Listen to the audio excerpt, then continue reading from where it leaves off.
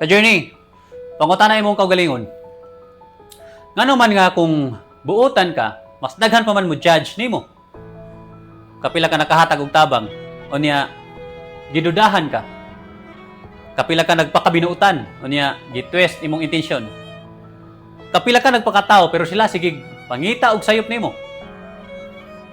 Daghan kay naka-experience nato ani.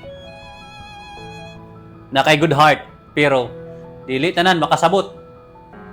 Muad ka og extra mile para nila pero maingon sila na kay ulterior motive. Muhatag ka og kindness sa ila pero mo-accuse sila nga selfish ka. Og mao nay magapaluya ka journey. Kay imo man gi-share ang maayo nimo. Pero ang balik kay doubt ug judgment sa imo. Jim Rohn said, "Don't let someone else's character destroy your own." Kay ka journey, people may be unreasonable. Forgive them in a way. People may accuse your kindness. Be kind in a way. Kay kung magpakadautan pud ka, sao na lang. Managhan po na imong enemies list. Dili ta pwede ana ka journey. Paminaw.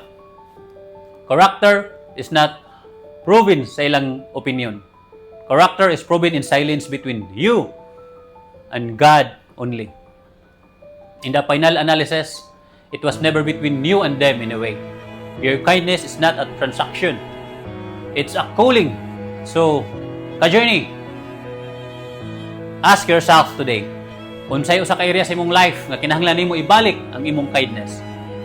Even if misunderstood ka, even if doubted ka, choose character over reaction.